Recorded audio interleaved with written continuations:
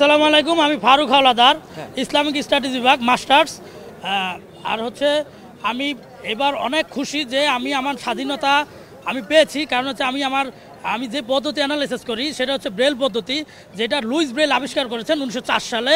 সেই ব্রেলের মাধ্যমে আজকে ঢাকা বিশ্ববিদ্যালয় 2025 সালে আমি এই উদয়ন স্কুলে এসে, আমি সূর্যসন হল থেকে এসে আজকে আমার শান্তি মতো, আজকে আমার স্বাধীনতায় আমি আমার ইচ্ছা মতো আমি ভোট দিতে পেরেছি। এই জন্য ডাকসু কর্তৃপক্ষ এবং এটা নিয়ে যারা আমাদেরকে উদ্বুদ্ধ করেছে তাদেরকে আমি অন্তরস্থল থেকে দোয়া এবং প্রার্থনা করি তাদের জন্য। কেমন অভিজ্ঞতা হচ্ছে?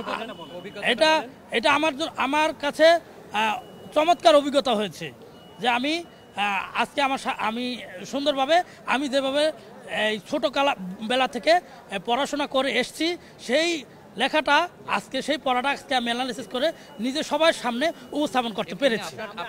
আপনার জানা মতে অন্য কোনো দেশে কি এরকম ছাত্র ইউনিয়ন নির্বাচনে দেয় ব্রেল পদ্ধতিতে? আমরা তো জানি ব্রেল পদ্ধতিতে আমি এখন পর্যন্ত অন্য বিশ্বে বা আমাদের পার্শ্ববর্তী দেশ ভারত বলেন, সেই দেশও আমি এখন পর্যন্ত শুনিনি। তবে ব্রেল পদ্ধতিতে না হলেও ব্রেল মানে অন্যান্য মানুষ আর কি অন্যান্য কিছু করে থাকেন। তবে আমরা আশা করব এবং বিশ্বাস করি যে জাতীয় ইলেকশনও যাতে আমাদের ব্রেল পদ্ধতিতে নেওয়া হয়।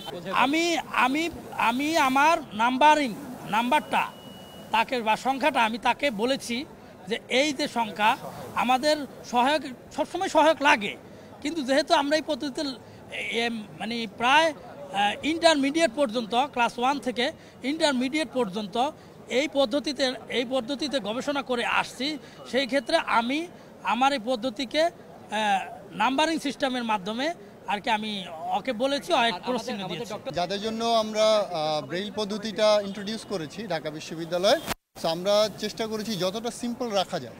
কারণ আমাদের তো ওদের এমনিতেই তো ব্রেইল পদ্ধতিতে বলতে হয় যে আমি এইখানে ক্রস দিব, এখানে ক্রস দিব। সো আইদার ওরা ক্রস অথবা টিক যে কোনো একটা চিহ্ন যদি দিতে পারে, দ্যাটস এনাফ ফর আস। মানে আমরা যতটুকু সিম্পল করা যায় ওদের জন্য, কারণ এমনিতেই তো ওদের জন্য ব্যাপারটা কমপ্লিকেটেড। সো যতটুকু সিম্পল করা যায় ওইভাবে আমরা ভোটটা নিয়েছি।